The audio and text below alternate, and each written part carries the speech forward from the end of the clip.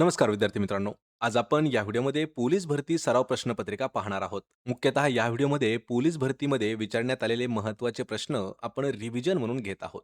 हे जे प्रश्न आहेत हे आपल्याला सर्वचे सर्व प्रश्न पोलीस भरती प्रिव्हियस क्वेश्चन पेपर सोबतच चालू घडामोडी 2024-2025 मधील इम्पोर्टंट प्रश्न आपण घेतलेले आहेत.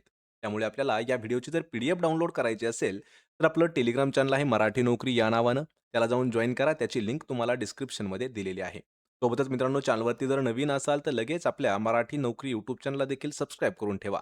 म्हणजे आपल्याला डेली अशाच पद्धतीचे व्हिडिओज पाहायला मिळतील. चला तर व्हिडिओला सुरुवात करूया.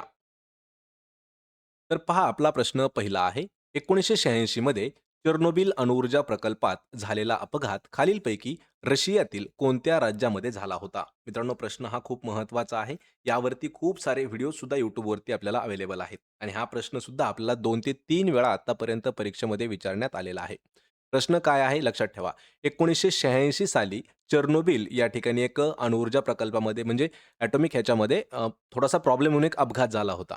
तर तो अपघात रशिया देशामध्ये झाला होता. पण प्रश्न विचारला की रशियातील कोणत्या देशामध्ये राज्यामध्ये झाला होता? तर ते होतं पहा ऑप्शन क्रमांक 1 तर युक्रेन स्टेटमध्ये झालेला आहे चेर्नोबिलचा अपघात. पर्याय क्रमांक 1 आपलं या प्रश्नाचं उत्तर होईल. यानंतरचा प्रश्न आहे, अण्णा व अक्का हे मराठीतील शब्द कोणत्या भाषेतून आलेले आहेत? मराठीमध्ये शब्द वापरले जातात अक्का आणि अण्णा. हे मुख्यतः शब्द जे आहेत हे कोणत्या भाषेतील शब्द आहेत?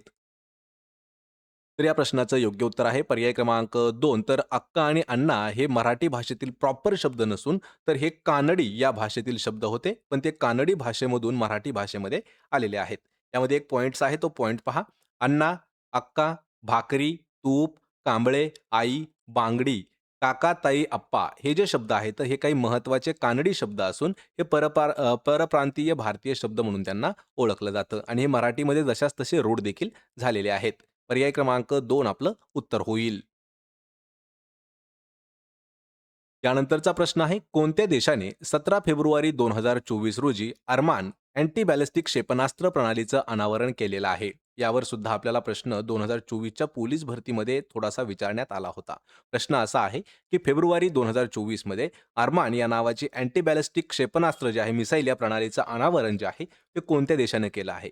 तर तो देश आहे पहा ऑप्शन क्रमांक 3 तर इराण या देशानं केलेलं आहे अरमान नावाच्या अँटी बॅलिस्टिक क्षेपणास्त्राचं अनावरण. पर्याय क्रमांक 3 आपलं या प्रश्नाचं उत्तर होईल इराण.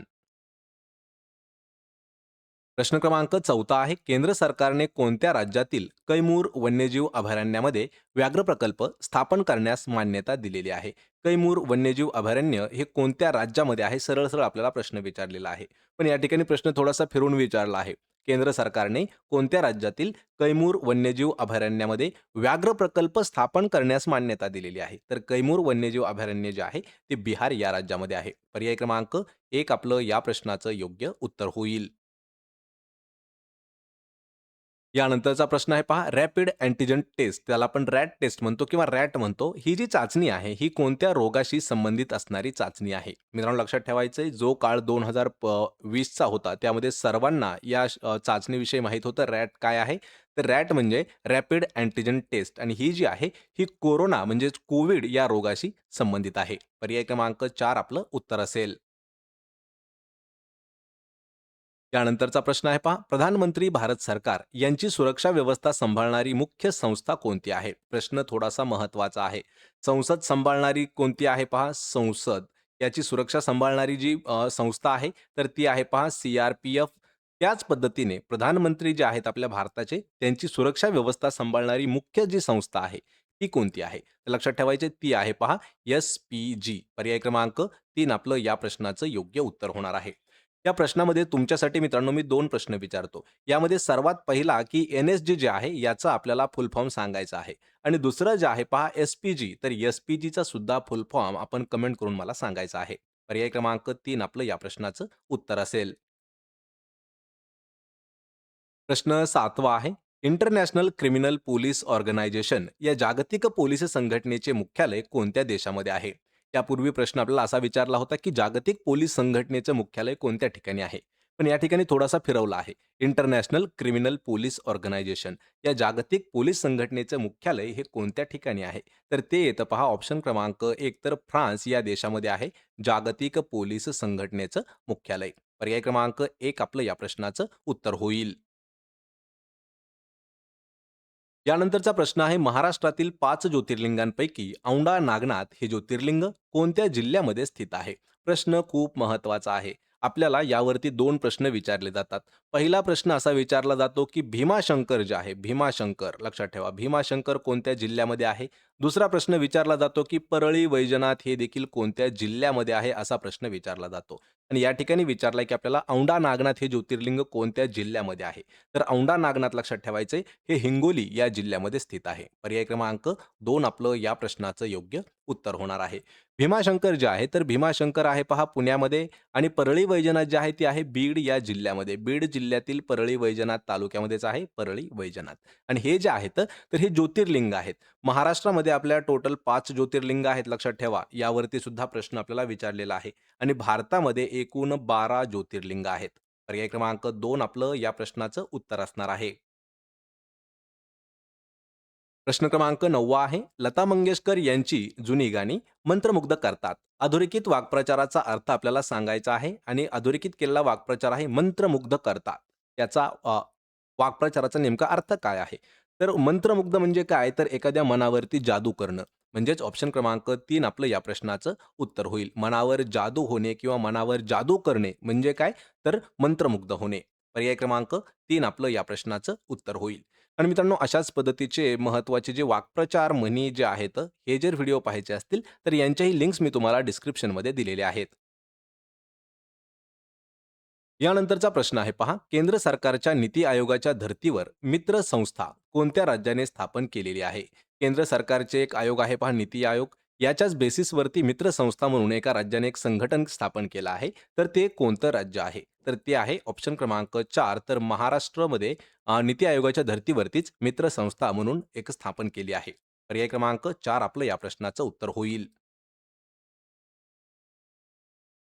यानंतरचा प्रश्न आहे, कोणता देश आपल्या संपूर्ण जीवजंतूंची चेकलिस्ट तयार करणारा जगातील पहिला देश ठरलेला आहे? प्रश्न थोडासा महत्त्वाचा आहे. प्रश्न समजावून घ्या. खालीलपैकी असा कोणता देश आहे, जो आपल्या संपूर्ण जीवजंतूंची चेकलिस्ट तयार करणारा जगातील पहिला देश ठरला आहे? आणि या प्रश्नाचं योग्य उत्तर आहे पहा पर्याय क्रमांक 2 तर भारत हा जो देश आहे, भारत असा देश आहे ज्याने आपल्या देशातील संपूर्ण जीवजंतू जे आहेत त्यांची चेकलिस्ट तयार केलेली आहे आणि असं करणारा हा जगातील पहिलाच देश ठरलेला आहे भारत.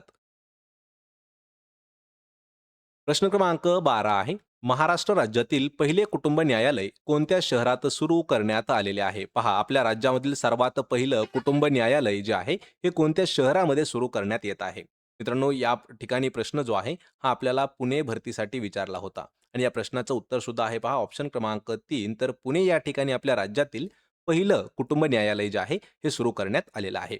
ऑप्शन क्रमांक 3 आपलं या प्रश्नाचं उत्तर होईल. त्यानंतरचा प्रश्न आहे, दाम तसे काम या अर्थाची म्हण आपल्याला शोधायची आहे. पहा, दाम तसे काम, सेम तशीच म्हण आपल्याला सांगायची आहे. तर सर्वात सोपी पद्धत आहे पहा म्हणी ओळखायची. म्हणजे आपल्याला जर या म्हणींचे अर्थ माहीत झाले, तर हे जे ऑप्शनमध्ये दिलेल्या म्हणी आहेत, त्यांचे सुद्धा अर्थ माहीत असणं गरजेचं आहे. म्हणजे अर्थ माहीत जर असले आपल्याला, तर आपल्याला त्या म्हणी सेम आहेत असं सांगू शकतो.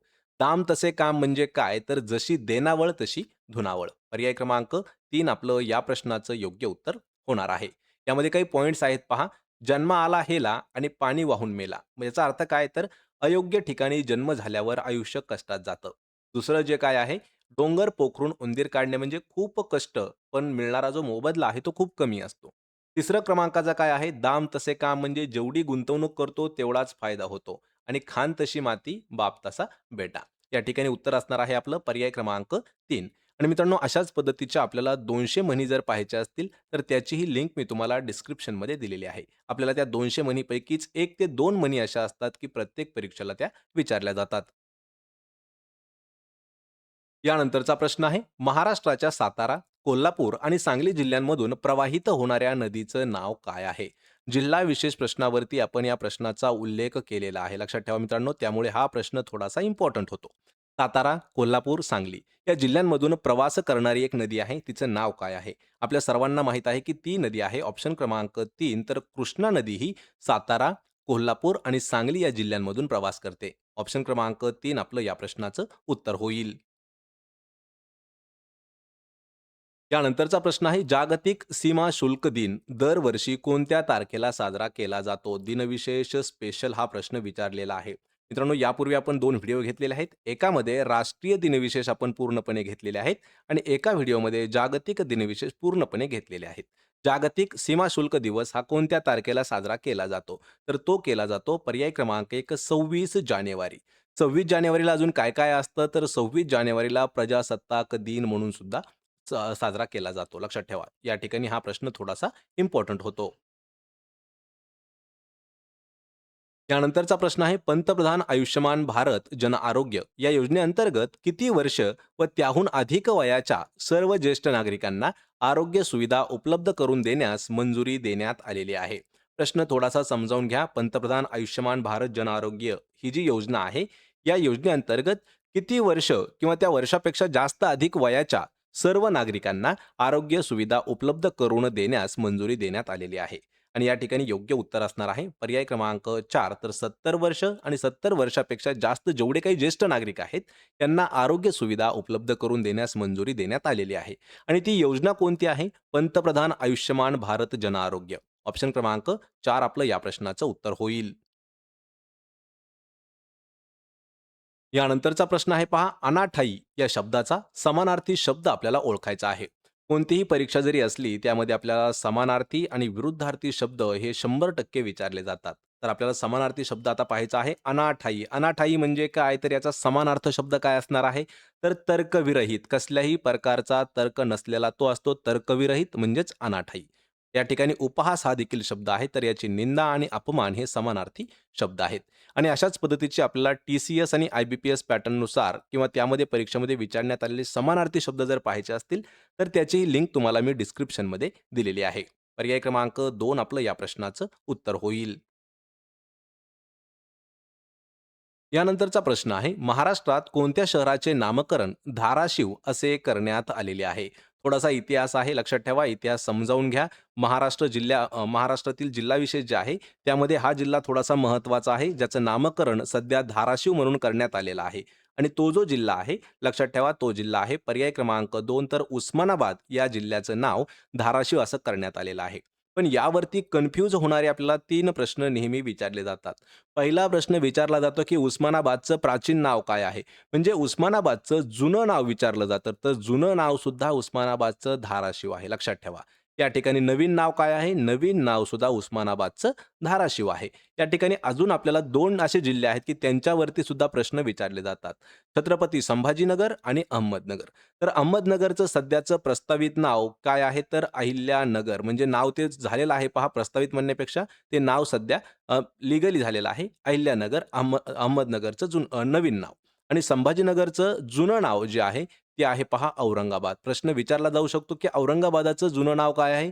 तर हे संभाजीनगर आत्ताचं नवीन आहे आणि संभाजीनगरचं जुनं नाव औरंगाबाद. प्राचीन काळामध्ये औरंगाबादाला काय म्हटलं जायचं? तर खडकी या नावानं म्हटलं. प्राचीन म्हणजेच काय? तर जुन्या काळामध्ये औरंगाबादलाच खडकी या नावानं सुद्धा ओळखलं जात होतं. या ठिकाणी पर्याय क्रमांक 2 आपलं उत्तर होईल.